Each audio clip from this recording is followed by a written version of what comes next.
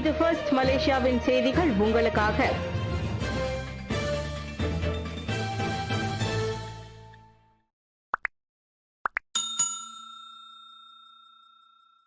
JMK 10 லட்சம் ringgit நிதி ஒதுக்கீடு. தொழில் முனைவோர் மற்றும் கூட்டுறவு மேம்பாட்டு அமைச்சின் கீழ் செயல்படும் மலேசிய கூட்டுறவு ஆணையம் SKM நியமத்திற்கும் 95 கூட்டுறவு கழகங்கள் JMK எனப்படும் கூட்டுறவு மடானி விற்பனை திட்டத்தில் பங்கேற்க 10,44,000 ரிங்கெட் நிதி ஒதுக்கீடு செய்யப்பட்டுள்ளது. இவ்வாண்டு ஜனவரி தொடங்கி ஜூன் 7ஆம் தேதி வரையில் நாடு முழுவதும் உள்ள 19 நாடாளுமன்ற தொகுதிகளில் மேற்கொள்ளப்பட்ட 36 JMK திட்டங்களின் மூலம் கூட்டுறவு உறுப்பினர்கள் உட்பட பொதுமக்கள் என்று 90,535 பேர் பயனடைந்துள்ளதாக அதன் துணை அமைச்சர் ரமணன் ராமகிருஷ்ணன் தெரிவித்தார். இத்திட்டத்தின் வழி 36,21,394 ரிங்கெட் வரையிலான விற்பனை செய்யப்பட்டதாக ரமணன் குறிப்பிட்டார். இதனிடையே வெள்ளம், நிலச்சரிவு மற்றும் தீச்சம்பவம் போன்ற இயற்கை பேரிடர்களால் கடுமையாக பாதிக்கப்பட்ட கூட்டுறவு சங்கங்களுக்கு இந்த உதவி நிதி வழங்கப்பட்டதாக சுங்கைபுலோ நாடாளுமன்ற உறுப்பினருமான ரமணன் தெரிவித்தார். மூசா மஹ்மூதின் உடல் அடக்கம் செய்யப்பட்டது. முன்னாள் கல்வி அமைச்சர் தான் ஸ்ரீ மூசா மஹ்மூதின் உடல் நேற்று காலை மணி 10:40க்கு கோத்தா டாமன்சாரா செக்ஷன் 9 உள்ள இஸ்லாமிய மையத்து கொள்ளையில் அடக்கம் செய்யப்பட்டது. அடக்கம் செய்யப்படுவதற்கு முன்னதாக கோத்தா டாமன்சாரா பள்ளிவாசலில் இறுதி சடங்கு மேற்கொள்ளப்பட்டது. 50க்கும் மேற்பட்ட அவரின் குடும்ப உறுப்பினர்கள், கல்வித்துறையில் அவருடன் பயணித்த அவரின் நண்பர்கள் உட்பட நெருங்கிய உறவினர்களும் தான் ஸ்ரீ மூசா மஹ்மூதின் இறுதி சடங்கில் கலந்து கொண்டனர். இரத்த புற்றுநோயால் பாதிக்கப்பட்டிருந்த தான் ஸ்ரீ மூசா மணி 7:12க்கு பெட்டலிங் ஜெயாவில் உள்ள தனியார் மருத்துவமனை ஒன்றில் சிகிச்சை பலனின்றி உயிரிழந்தார். அரசியல்வாதி அல்லாதவர் அவர். ஒருவர் கல்வி அமைச்சர் பதவியை வகித்த முதல் நபர் என்றால் அவர் பாக்கண்டத்துவை சேர்ந்த தான் ஸ்ரீ மூசா ஆவார். 1999ஆம் ஆண்டு தொடங்கி 2004ஆம் ஆண்டு வரை அவர் அப்பதவியை வகித்தார். டீசல் விலை லிட்டருக்கு 3.35 ரிங்கிட்டாக உயர்வு. தீபகற்ப மலேசியாவில் உள்ள அனைத்து பெட்ரோல் நிலையங்களிலும் நேற்று நள்ளிரவு தொடங்கி டீசல் விலை லிட்டருக்கு 3 ரிங்கெட் 35 சென்னுக்கு, அதாவது உதவித்தொகை இல்லாத சந்தை விலை நிர்ணயிக்கப்பட்டுள்ளது. விலை நிர்ணயம் மற்றும் இலக்கிடப்பட்ட டீசல் உதவித்தொகை அமல்படுத்தப்படுவதன் வழி ஓராண்டிற்கும் 400 கோடி ரிங்கெட் சிக்கனப்படுத்த முடியும். மேலும் நீண்ட காலத்திற்கு நாட்டின் நிதி நிலையை வலுப்படுத்தவும் முடியும் என்று ஸ்ரீ அமீர் ஹம்சா ஆசிசான் குறிப்பிட்டார். தானியங்கி விலை நிர்ணய வழிமுறைப்படி 2024ஆம் ஆண்டு மே மாதம் விகிதம் அடிப்படையில் உதவித்தொகை அல்லாத சந்தை விலை அதுவாகும் என்று இரண்டாவது நிதி அமைச்சர் ஸ்ரீ அமீர் தெரிவித்தார். நேற்று நிதி அமைச்சர் டீசல் எரிபொருளுக்கான இலக்கிடப்பட்ட உதவித்தொகை குறித்த செய்தியாளர்கள் சந்திப்பில் அவர் அவ்வாறு கூறினார். SPEயில் விரிசல் கண்டறிதல் சாதனத்தை உடனடியாக நிறுவ அறிவுறுத்தல். ஜாலான் சராசில் சேதமடைந்திருப்பதாக கூறப்படும் செத்தியா வங்சா பந்தாய் நெடுஞ்சாலை SPEயில் அடுக்கு கட்டமைப்பில் ஏதேனும் அசைவு இருக்கிறதா என்பதை கண்காணிக்க விரிசல் கண்டறிதல் சாதனத்தை உடனடியாக பொருத்துமாறு சம்பந்தப்பட்ட நிறுவனத்திற்கு உத்தரவிடப்பட்டுள்ளது. கட்டமைப்பில் விரிசல் ஏதும் இல்லை என்று பொறியாளர்கள் உறுதிப்படுத்தினாலும் கண்காணிப்பு கருவியை பொருத்துவது மிகவும் அவசியம் என்று பொதுப்பணி அமைச்சர் ஸ்ரீ அலெக்சாண்டர் நந்தாலிங்கி தெரிவித்தார். பயன்பாட்டிற்கு இப்பாதை பாதுகாப்பானது என்று நம்பிக்கை தெரிவித்த நந்தாலிங்கி, இருந்த போதிலும் அந்த கருவியை பொருத்துவது ஓர் ஆக்கப்பூர்வமான நடவடிக்கை என்றே கருதப்படுவதாக கூறினார். மலேசிய நெடுஞ்சாலை வாரியத்தின் இயக்குநர் சசாலி ஹருனுடன் நேற்று ஜாலான் சிராசில் SPE நெடுஞ்சாலையின் கட்டமைப்பை பார்வையிட்ட பின்னர் செய்தியாளர்களிடம் அவர் அவ்வாறு தெரிவித்தார். DLP நல்ல கருத்துகள் கிடைத்துள்ளன.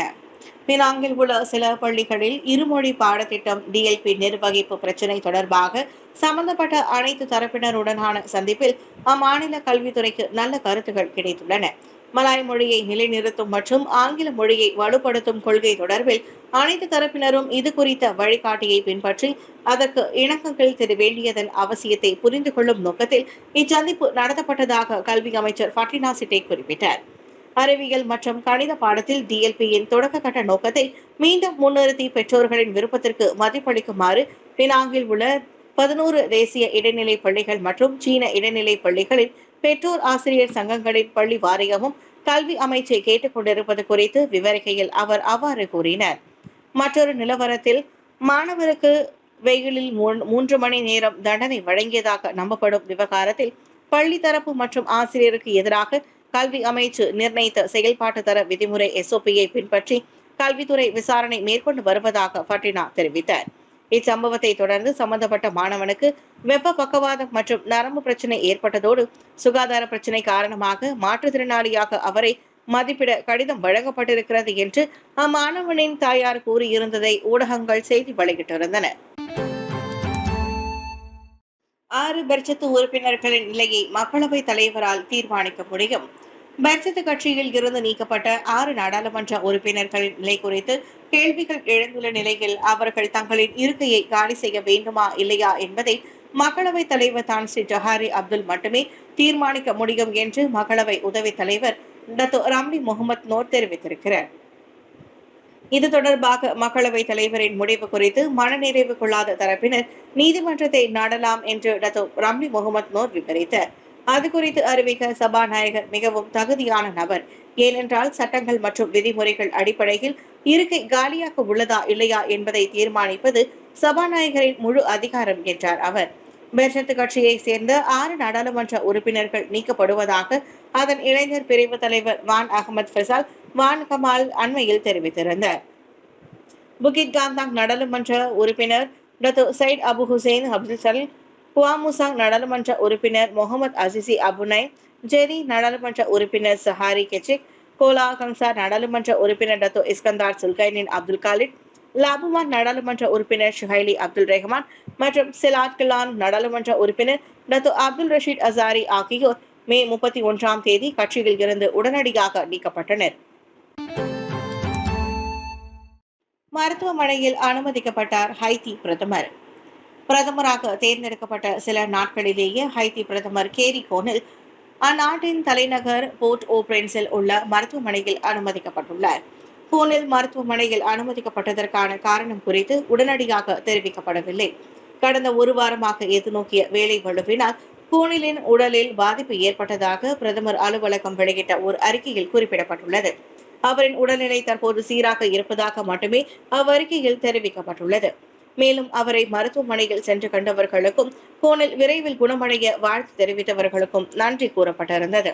ஆஸ்துமா நோய் கண்டிருக்கும் கோனில் சுவாசிப்பதில் சிரமத்தை எதிர்நோக்கியதை தொடர்ந்து அவர் மருத்துவமனையில் அனுமதிக்கப்பட்டதாக அவரின் நெருங்கிய வட்டாரத்திலிருந்து பெறப்பட்ட தகவல் கூறியது. காசாவில் அகதிகள் முகாமில் மேற்கொள்ளப்பட்ட தாக்குதலில் மேலும் 210 பேர் பலி. மத்திய காசாவில் உள்ள அகதிகள் முகாம் மீது இஸ்ரேல் ராணுவம் நடத்திய தாக்குதலில் குறைந்தது 210 பேர் கொல்லப்பட்ட நிலையில் 4 பணைய கைதிகள் காப்பாற்றப்பட்டனர்.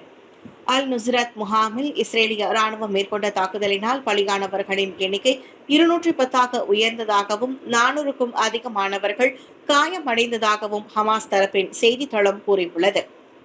சனிக்கிழமை அல் நுஸ்ராத்தில் 4 இஸ்ரேலிய பிணை கைதிகள் மீட்கப்பட்டதாக இஸ்ரேலிய ராணுவம் அறிவித்ததை தொடர்ந்து இத்தாக்குதல் நடத்தப்பட்டுள்ளது. அல் நுஸ்ராத் பகுதியில் உள்ள ஹமாஸின் உள்கட்டமைப்பை குறிவைத்து இஸ்ரேல் தாக்குதலை மேற்கொண்டதாக மற்றொரு அறிக்கையில் குறிப்பிடப்பட்டுள்ளது. காசா போர் நிறுத்த கோரி வாஷிங்டன் டிசியில் போராட்டம். காசாவில் போர் நிறுத்தம் கோரி அமெரிக்கா வாஷிங்டன் டிசியில் பாலஸ்தீன ஆதரவு குழு ஏற்பாட்டில் பேரணி ஒன்று நடத்தப்பட்டது. வெள்ளை மாளிகை இருக்கும் பகுதியில் இந்த பேரணி நடத்தப்பட்டுள்ளது. டி-டே தினத்தின் 80ஆம் ஆண்டு நிறைவை முன்னிட்டு அமெரிக்க அதிபர் ஜோ பைடனும் முதலாவது பெண்மணி ஜில் பைடனும் பிரான்சிற்கு பயணம் மேற்கொண்டிருக்கும் வேளையில் வெள்ளை மாளிகை பகுதியில் இந்த பேரணி மேற்கொள்ளப்பட்டுள்ளது. காசாவில் ஏறக்குறைய 8 மாதங்களுக்கு முன்பு போர் தொடங்கிய பின்னர் அந்நாடு எவ்வளவு பிளவுபட்டுள்ளது என்பதை இக்காட்சிகள் காட்டுகின்றன.